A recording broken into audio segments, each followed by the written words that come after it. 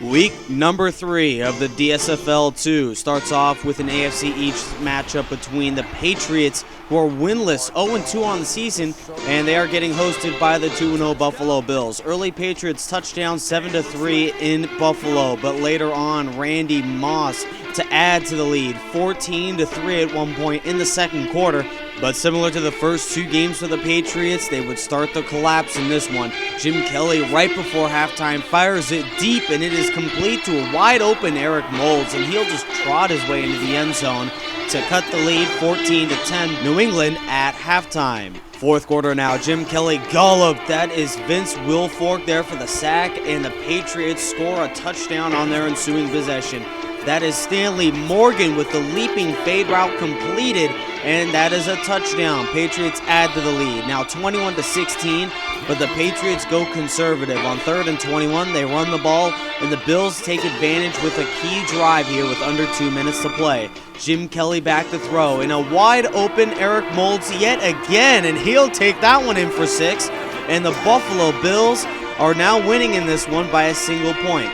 Do the Patriots have a comeback in them? No, they don't. Nate Odoms, the interception leader of the DSFL 1, takes it in for 6, crushing the Patriots' hopes of getting their first win here in Buffalo. They drop this one 29-21, and the Bills still looking high in the East.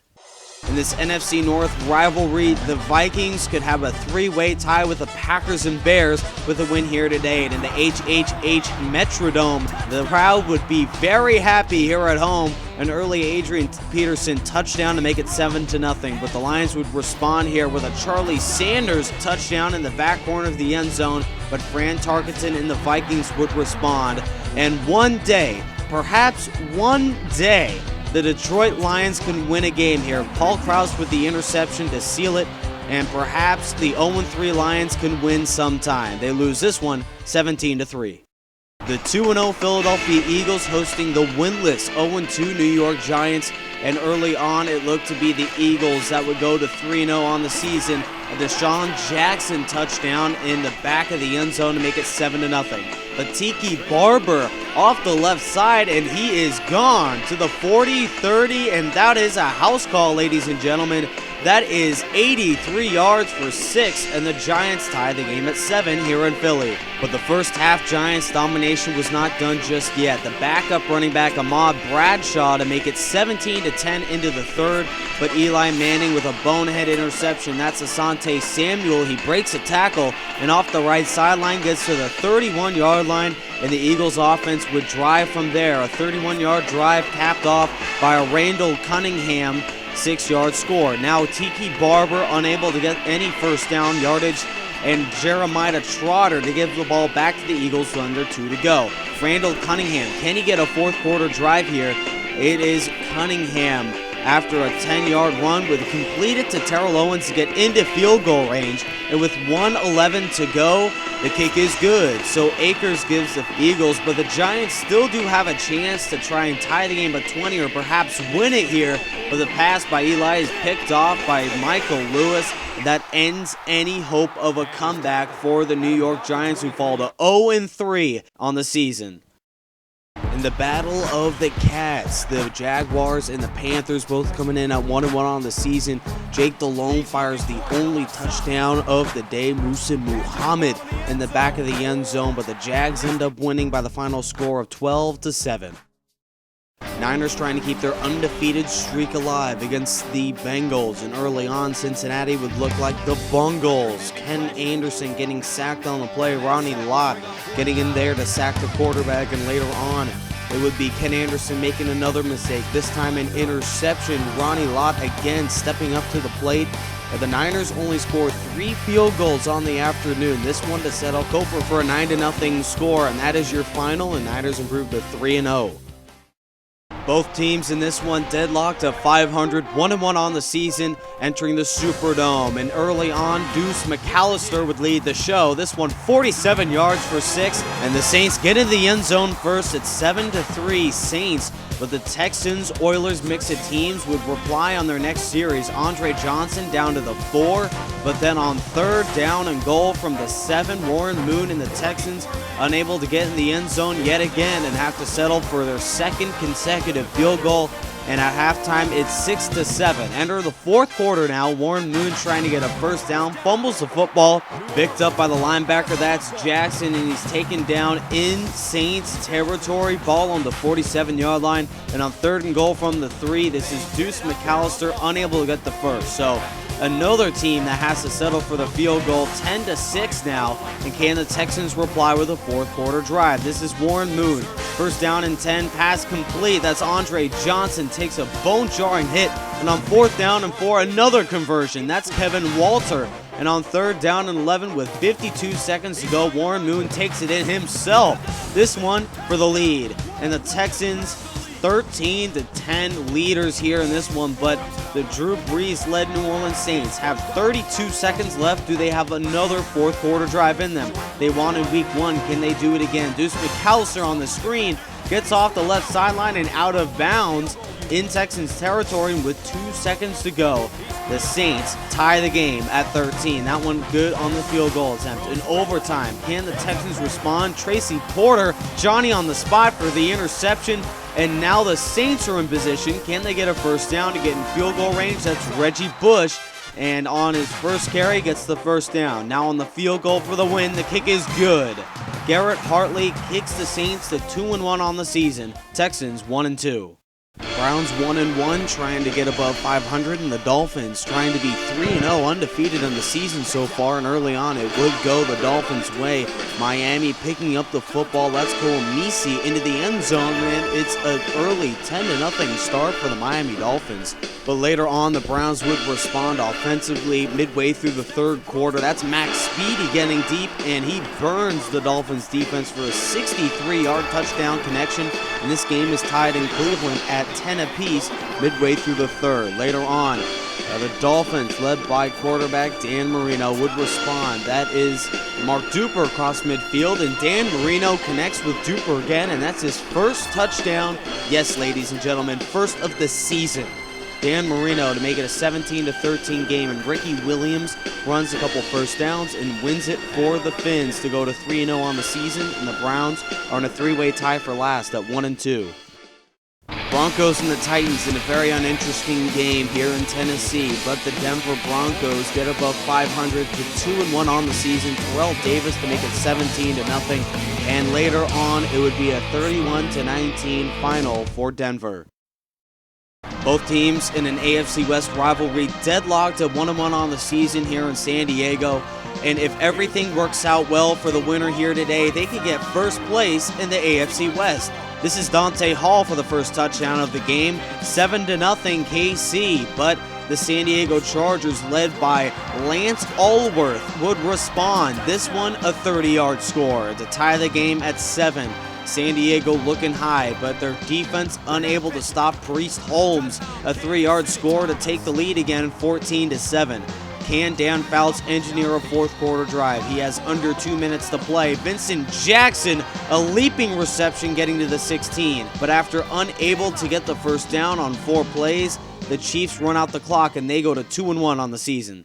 Ravens 0-2, and the 2-0 Rams would host what would be a different kind of game that we all expected. Eric Dickerson to start the offensive shootout for both teams, 10-0 early on in St. Louis, but the Joe Flacco-led Ravens would finally get some offense going. This is the first time all year we see the offense come into form, a touchdown to make it 10-10 right near halftime before Alexander there for the reception, and 60 yards later he's taking it the distance to take it a 17-10 game now in St. Louis. After the Ravens add another touchdown, it would be a 4th and goal stand for the Ravens defense to hold off the victory to win their first game 24-10. Both teams come into this one at 2-0 on the season, and both the Raiders and the Jets can take control of their AFC division with a win here today. Lester Hayes with the early interception, and the Raiders defense gets on the scoreboard first. The pick 6 to make it 7-0 in Oakland right before halftime. Can the Jets respond? They tied the game at 7, but Ken Stabler on their following possession fire it deep to the end zone, and Tim Brown, Johnny on the spot for the football, and rushes in for the touchdown to take the lead 14-7. Joe Namath Can he engineer a drive right before halftime? Don Maynard, the big Jets receiver, holding on to that one, but in the red zone, the Raiders defense gets the best of the Jets quarterback, and they have to settle for a field goal. Raiders still lead by a touchdown, but Kenny Stabler fires to Tim Brown again, who has one heck of a day, and then Marcus Allen there for the touchdown, and the Raiders extend their lead to 14 points. Can Joe Namath respond here? The Jets have one final drive if they want to win this one, but Namath is intercepted, and Old Man Willie there for the interception, and can he go? That is Willie Brown for the interception, and the Raiders, their defense performs big in this one. They win 31-10 to extend their lead to 3-0 on the season. Jets still in it at 2-1. 2-0 Bucs and the very unimpressive, extremely pedestrian 0-2 Atlanta Falcons are on the road here again. And Tampa Bay early on showing its home crowd how to score offensively and defensively, how to intercept the football. Aqib Talib with a second pick in the first half alone, and this one taken back to the 27-yard line, and on the very next play, Mark Carrier burning the defense deep, and he's gone. A 73-yard strike, and the Buccaneers score again 14-0 at halftime here in Tampa.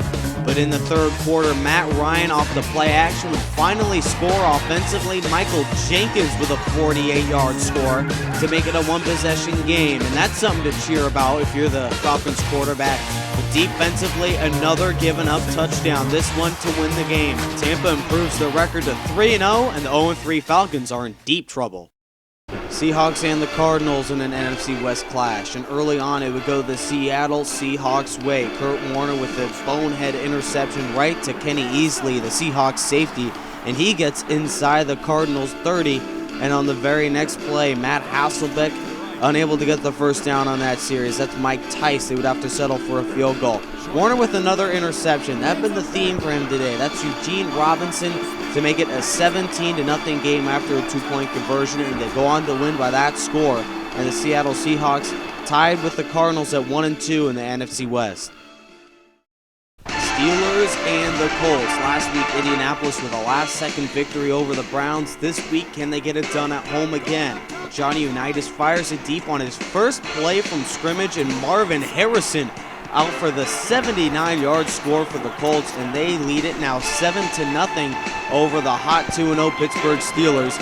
And can Pittsburgh respond? They would get the football next, and it would be a 2-yard score. That is Jerome Bettis, and the game is tied at 7 yet again. But later on, it would be a game of the field goals.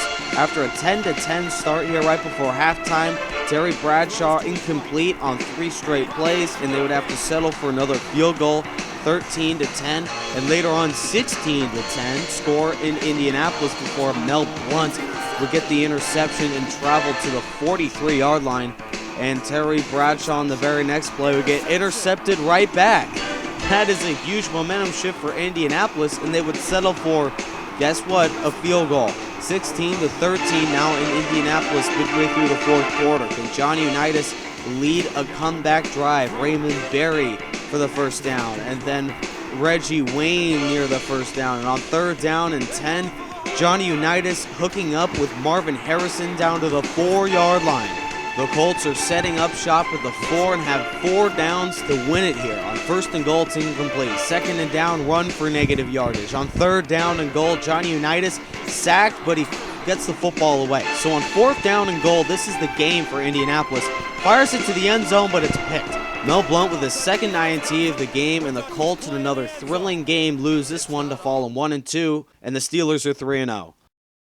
In our final Week 3 matchup, it's the Cowboys and the Redskins that would take off in Dallas, and the Cowboys would dominate early on, 17-0, but later on Cliff Battles getting the best of the Dallas D, and it's a 1 field goal game for the Washington Redskins, but later on in the fourth quarter, Emmitt Smith to cap off the victory in the first win for the Cowboys all season, 24-14.